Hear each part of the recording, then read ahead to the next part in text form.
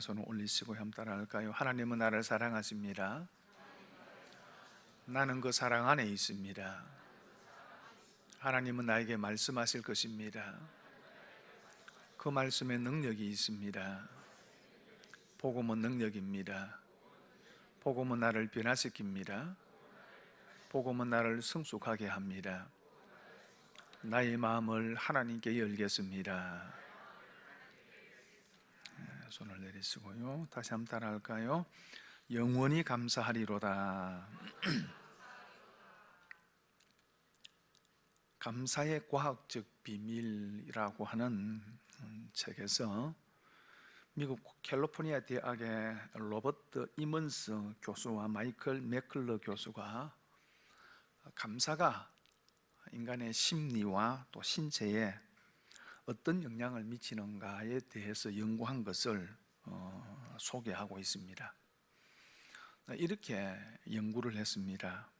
연구에 참여한 사람들을 무작위로 세 그룹으로 이렇게 나누어서 A그룹에게는 감사의 태도를 갖게 했고요. 그리고 B그룹에는 불평하게 했고요. 그리고 C그룹에는 중립그룹으로 어떤 감정, 감사라든지 불평의 어떤 마음을 갖지 않고 그렇게 지내도록 한 겁니다.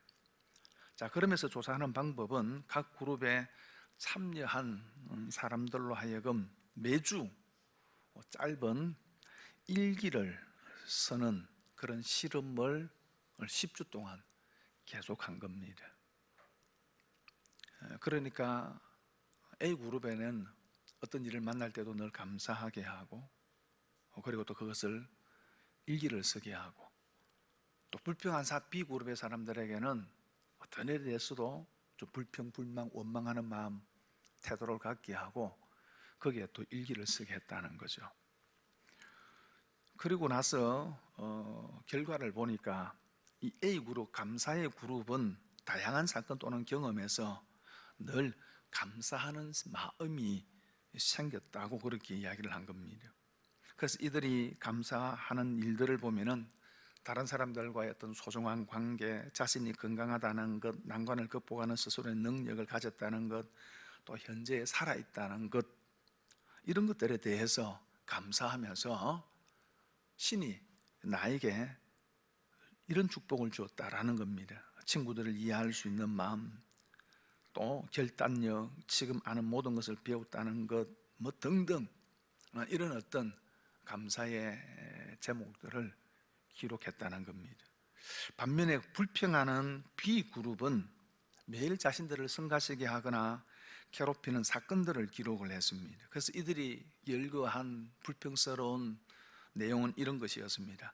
주차 공간이 찾기 어려운 것, 부엌이 엉망인데 아무도 치워주지 않는 것, 예금 잔고가 급속하게 줄어드는 것, 세금도 오르고 휘발유값이 오른다는 것, 뭐 집에 이상한 냄새가 난다는 것, 친구에게 내가 잘해주었는데 그 친구가 전혀 고마워하지 않는다는 것 등등 이런 어떤 불평스러운 내용들을 가득 기록했다는 것입니다. 결국 이 연구를 통해서 감사가 행복을 만들어내는 강력한 잠재력을 가지고 있다라고 하는 것을 확인할 수 있었다는 거죠. 그리고 이 A그룹, 감사하는 그룹이 불평하거나 또 아무런 느낌을 갖지 않는 그런 그룹들보다도 삶에 대한 긍정적인 느낌을 갖고 있었고요, 미래에 대해서도 훨씬 더 낙관적이었습니다. 또 행복에 대해서도 다른 그룹에 비해서는 약 25% 더 행복함을 가지고 생활하더라는 겁니다. 그리고요, 이 감사하는 그룹이 훨씬 더 건강하고 질병에 대한 증상도 덜 나타나더라는 겁니다. 삶의 즐거움이 있고요, 그리고 어떤 일을 할 때도 열심히 하고, 그리고 또 아주 주의력이 훨씬 더, 집중력이 그렇지 않는 사람들보다도, 불평하는 사람들보다도 훨씬 더 높은 것으로 나타났다는 겁니다. 외국 속담에 이런 말이 있습니다. 불행이 묻습니다. 얼마나 많이 가졌니? 행복이 묻습니다. 얼마나 많이 감사하니. 다시 말하면은 사람이 가진 것이 사람을 행복하게 하는 것이 아니고 감사하는 사람이 행복하다는 겁니다. 오늘 본문은 다윗의 시입니다. 다윗이 이 시를 언제 지었는지에 대해서는 사실 정확하게 확인하기가 어려운데 아마 다윗이 인생의 노년에 그의 지나온 삶을 돌아보면서 지은 시가 아닌가 그렇게 추측을 합니다. 오늘 사절에 보니까 주의 성도들아 여호와를 찬송하며 그의 거룩함을 기억하며 감사하라 그렇게 말씀하고요, 12절에도 보면 이는 잠잠하지 아니하고 내 영광으로 주를 찬송하게 하심이니 여호와 나의 하나님이여 내가 주께 영원히 감사하리이다 그렇게 다윗이 고백하고 있습니다.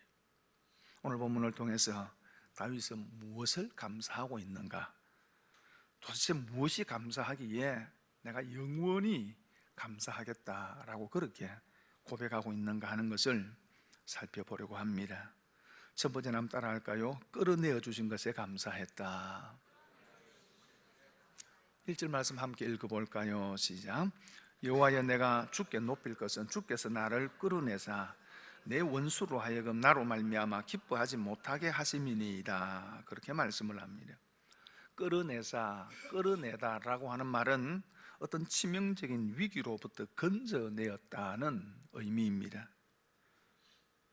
다윗이 당하고 있는 이 위기가 어떤 것인지에 대해서는 본문이 분명하게 밝히고 있지 않지만은 다윗으로 하여금 그의 삶을 깊은 파멸의 구름으로 끌고 가는 그런 고통이었던 것 같습니다.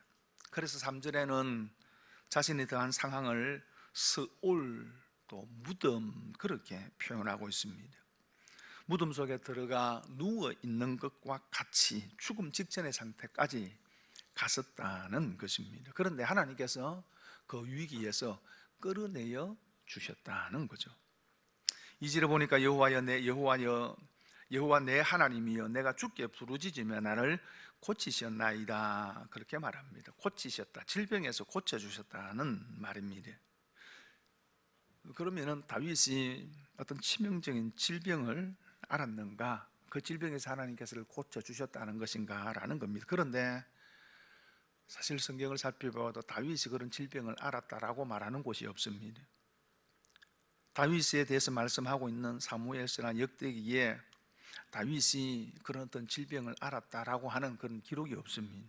그렇다면은 이것은 단순한 질병이 아니고 다윗이 처한 그런 상황이 끔찍한 질병 속에서 마치 죽음을 눈앞에 두고 있는 그런 어떤 질병을 앓고 있는 것과 같은 삶의 고통스러운 상황을 다윗이 겪었다는 것입니다.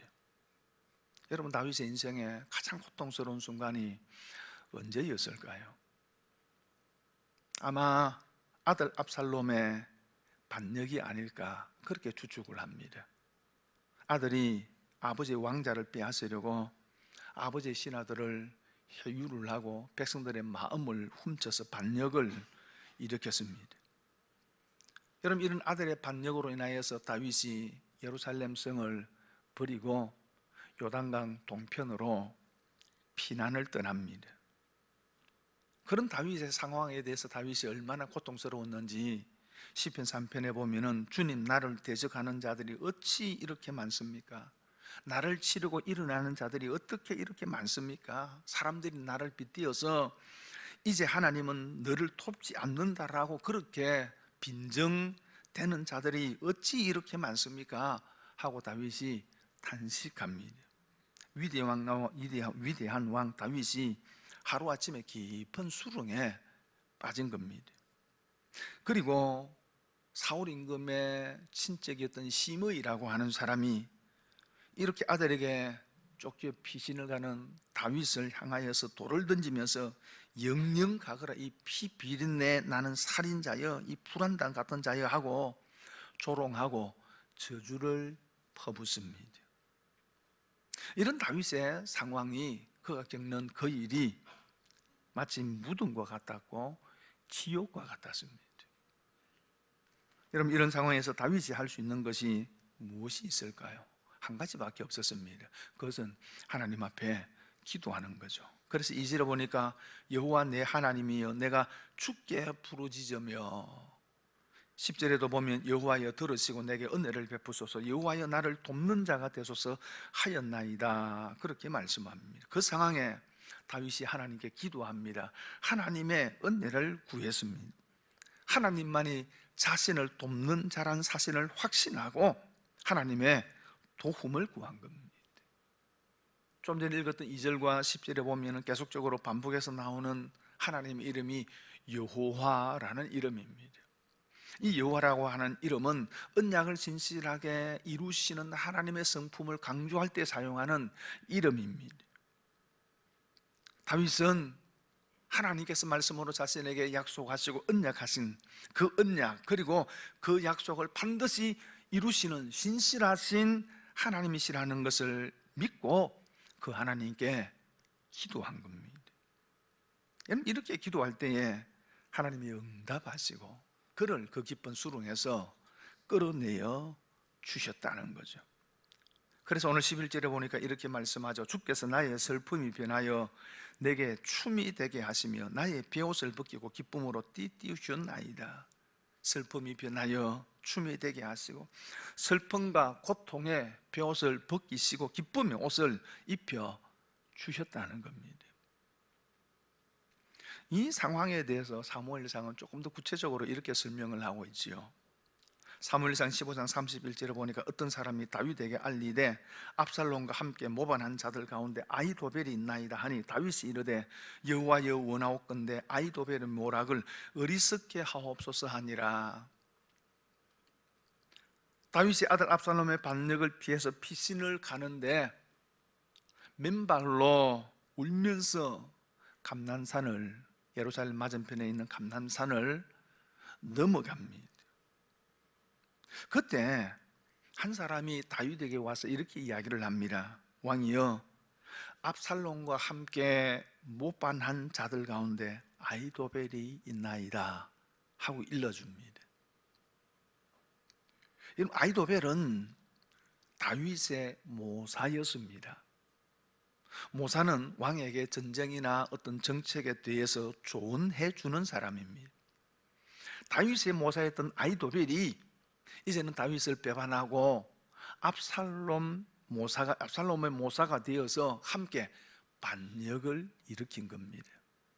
여러분, 다윗이 그 얘기를 듣고 마음이 얼마나 아팠겠습니까? 그래서 그가 이렇게 기도합니다. 여호와여, 아히도벨의 모략을 어리석게 하옵소서. 눈물로 감난산을 넘어가면서 하나님, 아히도벨의 모략을, 그의 괴략을, 그의 계획을 어리석게 해 주옵소서 하고 기도한 겁니다. 다윗이 이렇게 기도할 때 하나님께서 다윗의 기도를 들으시고 바로 응답을 해 주시는데요, 다윗이 이 기도를 한 이후에 후세라고 하는 사람을 만나게 되어집니다. 이 후세는 이방인이면서 다윗의 친구였습니다. 이 후세 역시도 지혜가였습니다. 다윗이 이런 어려운 소식을, 이런 어떤 어려움을 겪고 있다는 소식을 듣고 다윗을 찾아온 겁니다. 그런데 다윗이 후세에게 부탁을 합니다.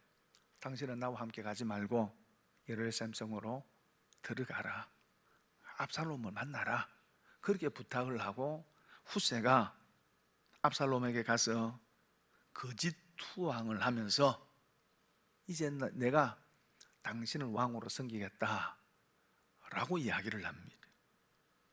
아버지의 친구인 후세가 자기에게 와서 자기를 돕는 자가 되겠다라고 하는 이 얘기를 듣고서 아마 압살롬은 생각할 때는 이제 이 나라는 나의 나라다, 아마 그런 생각을 했던 것 같습니다. 그래서 이 후세를 맞아들이게 되어집니다. 예루살렘에 무혈 입성을 한 이 압살롬에게 모사 아히도벨이 이런 제안을 합니다. 왕 압살롬에게 내게 2,000의 군사를 주면은 오늘 밤에 다윗의 뒤를 쫓아 추격을 해서 그가 고나게 잠에 빠져 있을 때에 기습해서 다윗을 죽이겠습니다. 이런 제안을 합니다. 이 얘기를 듣자 모든 압살롬의 신하들이 맞다, 그렇게 하는 것이 가장 좋은 방법이다 하고 다 옳게 여겼습니다. 그런데 갑자기 압살롬이 후세를 부르라 이렇게 이야기합니다. 그의 말도 한번 들어보자 하고 후세를 부른 겁니다. 그런데 이 후세가 이렇게 이야기를 하는 겁니다. 아히도벨의 모략은 좋지 않습니다. 당신의 아버지는 전쟁에서 능한 용사이기 때문에 아마 지금 뒤쫓아간다 할지라도 어느 굴이나 어느 은밀한 곳에 숨어 있을 것이기 때문에 결코 다윗을 죽일 수 없습니다. 그러니 충분한 시간을 갖고 이스라엘 전역에 더 많은 군대를 소집을 해서 그 군대를 이끌고 가야지 다윗을 이길 수 있습니다. 이렇게 하는 것이 더 좋은 계획입니다 라고 제안을 합니다. 어느 것이 더 좋은 계획인 것 같아요? 어느 계획이 더 좋은 계획이에요? 까먹었죠, 무슨 얘기를 했는지. 아히도벨은 지금 쫓아가야 된다, 후세는 충분히 더 많은 군대를 확보해서 쫓아가야 된다 라고 이야기했습니다. 어느 계획이 더 좋은 계획일까요? 여러분, 사실은 아히도벨의 궤락이 훨씬 더 좋은 계획이에요. 시간을 주면은 다윗이 충분한 시간을 통해서 충분히 피신을 하게 되어지는 겁니다. 그런데 압살롬이 누구의 계략을 선택을 합니까? 후세의 계략을 선택하게 되어집니다. 누가 하시는 일입니까? 하나님이 하시는 일이지요. 그래서 다윗은 충분한 시간을 벌고 요단강 동편으로 피신을 하고 그리고 군대를 재정비해서 결국은 압살롬의 난을 평정하게 되어집니다. 그래서 오늘 본문의 다윗은 그때를 생각하면서 이렇게 고백하는 겁니다. 주께서 나를 끌어내사 원수로 하여금 나로 말미암아 기뻐하지 못하게 하셨습니다. 하나님이 나를 고치셨고 하나님께서 내 영혼을 서울에서 끌어내어 나를 살려주셨습니다 하고 그 하나님 앞에 감사하고 있는 겁니다. 여러분, 우리가 인생을 살아가면 사면 초과에 상황을 만날 때가 있습니다. 깊은 수렁에 빠진 것 같은 인생의 아픔을 겪을 때도 있습니다. 여러분, 우리가 이때 할 수 있는 게 뭡니까? 기도하는 거죠. 하나님 앞에 엎드리는 겁니다. 그럴 때에 하나님이 들으시고 피할 길을 주신다는 것입니다. 여러분, 오늘 한 해 동안 어떻게 보내셨습니까? 삶의 위기 앞에 기도하셨습니까? 그 하나님께서 어떻게 여러분의 삶을 인도해 주셨습니까? 여러분, 그것을 기억하고 감사할 수 있기를 바랍니다. 그러면서 또 한 가지는 은총을 누리게 하신 것에 대해서 감사했습니다. 5절 말씀 함께 읽겠습니다. 시작. 그의 노염은 잠깐이요 그의 은총은 평생이로다. 저녁에는 울음이 깃들을지라도 아침에는 기쁨이 오리로다. 노염이라고 하는 말은 아파라고 하는 말인데 이걸 나타냅니다. 콧구멍을 뜻하는 말입니다.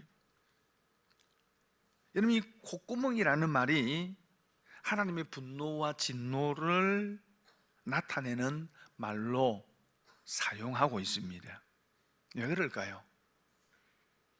여러분, 사람들이 흔히 화를 냈을 때에 그 화를 내고 있다라는 것을 어떤 식으로 많이 표현합니까? 코를 실룩거린다 그러잖아요. 콧구멍이 좀 넓어지고. 콧구멍을 잘 관찰하시면 그 사람이 화가 났는지 안 났는지를 알 수가 있습니다. 그래서 이 콧구멍을 화, 분노, 진노라는 뜻으로 사용을 한 겁니다. 그런데 재밌는 것은 여러분, 하나님께서 사람을 지으실 때에 흙으로 빚으시고 그 코에 생기를 불어 넣으심을 통해서 생명 살아있는 사람이 되게 하셨습니다. 여러분, 그럴 때요, 이런 걸 보면은요, 코는 생명을 상징하면서 또한 다른 한편으로 하나님의 분노, 노염을 나타내는 이중적인 의미가 있는 말입니다. 이걸 좀 다르게 이야기하면은 하나님의 분노, 하나님의 그 진노 가장 가까이에 무엇이 있느냐 그러면은 하나님의 생명이 있다는 겁니다. 하나님의 분노와 하나님의 생명은 서로 맞닿아 있습니다. 왜 그렇습니까? 하나님의 분노는 죄와 관련이 있습니다. 하나님의 분노는 죄에 대한 의로운 반응이며 사람으로 하여금 회개에 이끌기 위한 동기입니다. 따라서 하나님의 진노는 인간으로 하여금 잘못된 길을 버리고 의로운 길을 걷도록 도와주시려는 은총의 또 다른 표현이, 하나님이 어떤 일에 대해서 분노하셨다라고 하는 것은 단순히 그 사람에게 화를 내셨다는 것이 아니고 그 분노를 통하여서 그로 하여금 하나님의 은총을 주시려는 또 다른 하나의 과정이라는 것입니다. 여러분, 그러므로 하나님의 진노는 은총으로 가는 길에 디딤돌인 겁니다. 그렇기 때문에 그 진노는 순간입니다. 잠깐입니다. 이 잠깐이라는 말은 눈꺼풀을 깜빡거리다라고 하는 뜻이는데, 하나님께서 진노하시면 그것은 눈을 깜빡거린다라는 뜻이라는 그 말입니다. 짧다 그 말입니다. 한순간이라 그 말입니다. 물론 어떤 사람에게는 그 잠깐의 시간이 때로는 길게 느껴질 수 있습니다. 수년의 시간이 될 수 있고 또는 수십 년의 시간이 될 수 있을 것입니다만은 영원의 시간에 비하면은 지극히 짧은 것이라는 거죠. 여러분, 그래서 노염이 그의 백성의 죄에 대한 하나님의 진노를 가리킨다면 은총은 그 죄를 회개한 자들에게 베푸시는 하나님의 용서와 자비를 의미합니다. 하나님의 노임과 진노에 비하면 하나님의 은총이 너무 크다는 겁니다. 너무 풍성하다는 겁니다. 그래서 저녁에는 울음이 깃들을지라도 아침에는 기쁨이 올 것이라는 거죠. 그러면은 왜 다윗이 하나님의 노여움을 받게 되었는가라는 거죠. 10절에 6절에 오늘 그 이유를 이렇게 설명을 합니다. 함께 읽겠습니다. 시작. 내가 형통할 때에 말하기를 영원히 흔들리지 아니하리라 하였도다. 다윗이 왜 죽음에 이를 정도의 삶의 고통을 겪게 되었는가? 왜 이런 하나님의 노여움을 받게 되었는가? 그 이유를 이렇게 이야기합니다. 내가 형통할 때에 말하기를 영원히 흔들리지 아니하리라 라고 했기 때문이라는 겁니다. 여러분, 형통이라는 것은 세속적 성공을 이야기를 합니다. 다윗은 성공했죠. 목동에서 이스라엘의 왕이 되었습니다. 주변 모든 나라를 정복했고 나라를 평안하고 강하게 했습니다. 위대한 왕으로 백성들로부터 칭송을 받았습니다. 여러분, 다윗이 그렇게 성공했는데, 그가 그렇게 성공했을 때 그의 어깨에 힘이 들어갔습니다. 목이 뻣뻣해졌습니다.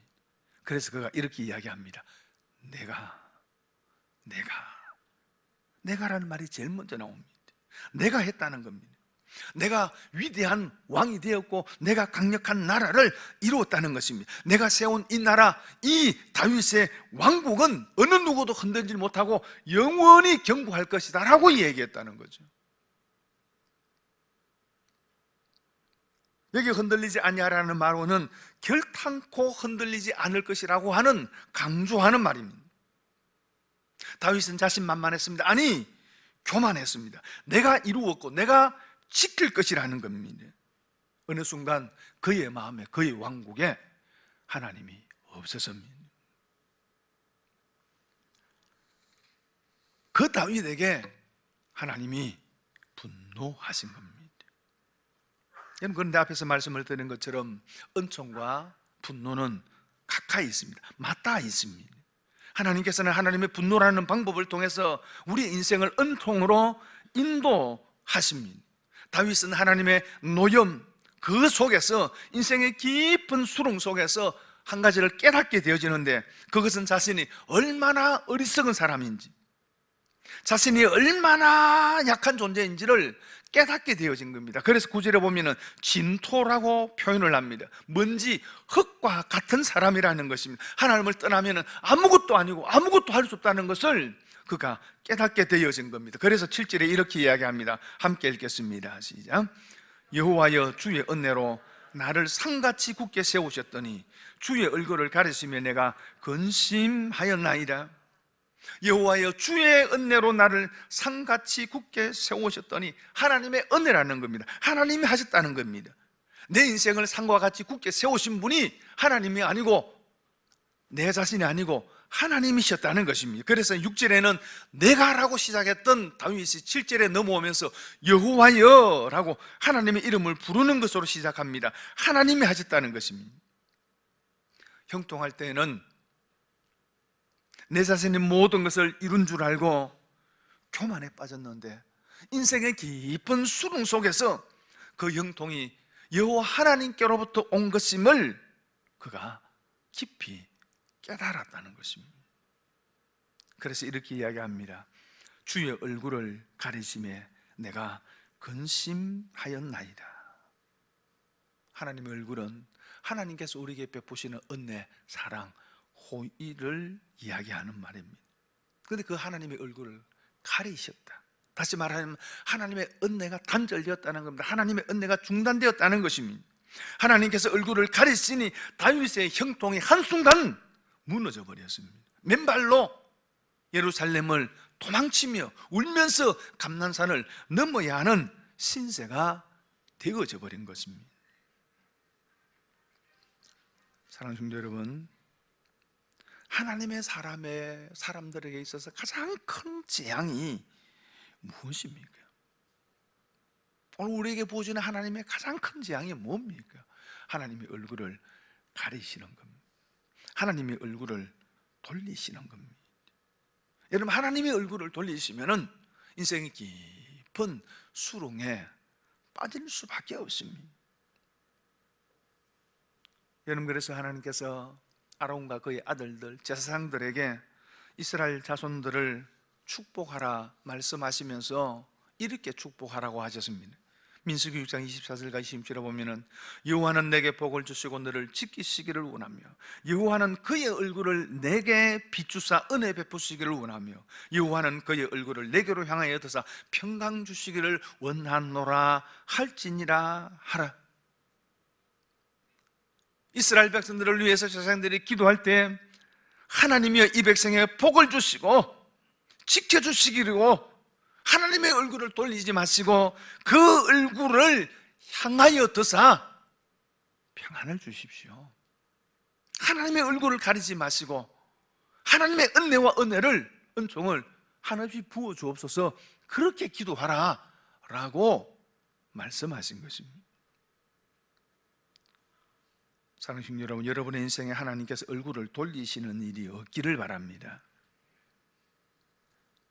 그런데 다윗은 그의 인생의 깊은 수렁에서 하나님의 얼굴, 하나님의 은혜가 얼마나 중요한지를 깨닫게 되어진 것입니다.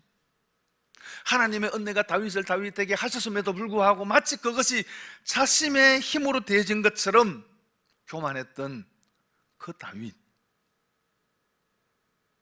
하나님께서 노여움을 그에게 부었지만은 그를 통해서 오히려 다윗은 하나님의 은혜의 중요성을 깨닫고 그 은혜를 붙드는 사람이 되었다는 겁니다. 그래서 그가 그것을 깨닫고 하나님 앞에 기도할 때에 하나님께서 그를 끌어내어 주시고 다시 회복시켜 주신 것입니다. 그런 그가 이렇게 고백하는 겁니다. 그의 노여움은 잠깐이요 그의 은총은 평생이로다. 저녁에는 울음이 깃들인다 할지라도 아침에는 기쁨이 오리라. 주께서 나의 슬픔이 변하여 춤이 되게 하시며 나의 베옷을 벗기고 기쁨으로 띠띠우신 나이다 하고 하나님을 찬송하며, 하나님 내가 영원히 하나님께 감사하며 살겠습니다 라고 고백합니다. 사랑하는 여러분, 인생의 수렁에서 건져주시는 하나님께 감사할 수 있기를 바랍니다. 우리의 연약과 부족에 대해서 분노하시지만 그러나 그 분노를 통해서 우리를 풍성한 생명으로 인도하시는 그 하나님의 은혜에 찬양하며 감사할 수 있기를 바랍니다. 아니, 그 어떤 경우에도 하나님께 감사하십시오. 그 감사가 또 다른 감사를 불러오게 할 것입니다.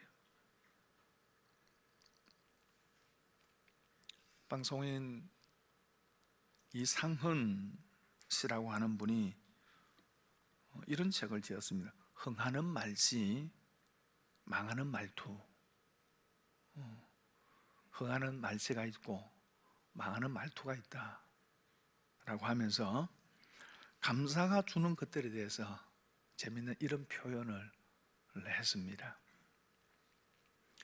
감사하면 감사할 일이 생긴다. 항상 밥 먹듯이 감사해라. 시련에 감사하라.